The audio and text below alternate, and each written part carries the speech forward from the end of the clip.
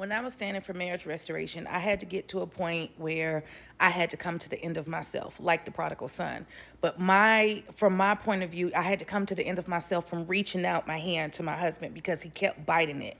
Every time I would reach out to help, I would get bitten. Every time I would reach out to encourage, I would get bitten. Every time I would reach out trying to get him to see the vision that God had given me, I would get bitten. The Lord allowed me to get bitten because I had to come to the end of myself and get sick of reaching out that hand only to return with my hand being bitten.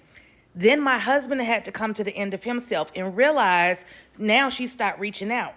Now, that I need her, or now that I need the encouragement, now that I'm seeing the vision that he showed her, and I'm getting the download that he gave her, and I'm realizing that, I didn't have this right, and I'm realizing that the grass wasn't greener on the other side. Now, when I would like for her to reach out, because I'm missing her reach out, now when I would like for her to reach out, I bit it so many times, he had to come to himself. He had to have his moment where it's like, I could have been having, great meals at my father's house, just like the prodigal son talked about.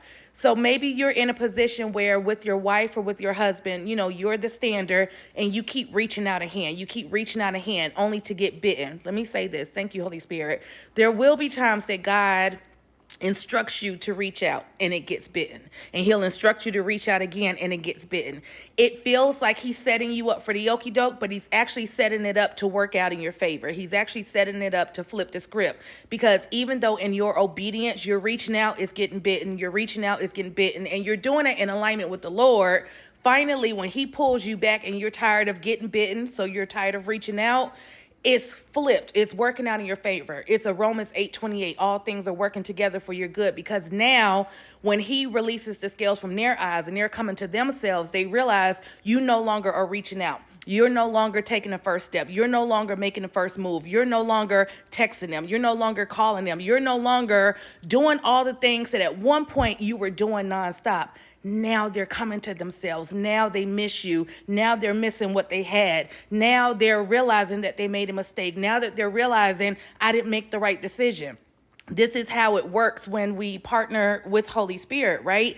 There will be times he has you do something and it makes absolutely no sense. In your obedience, you're doing it, but you're still getting bitten. In your obedience, you're doing it, but you're still being afflicted. You're still being persecuted. You're still being lied on. You're still being betrayed. You're still being disrespected in your obedience. God knows all of this, but he's still going to turn that. He's going to change that. He's going to flip that and allow that to work together for your good. So continue to obey Holy Spirit. Continue to do all the things he's calling for you to do, even if it feels like you're being set up, because I guarantee when the tables have turned, when it's all said and done, what you did in your obedience will work out in your favor.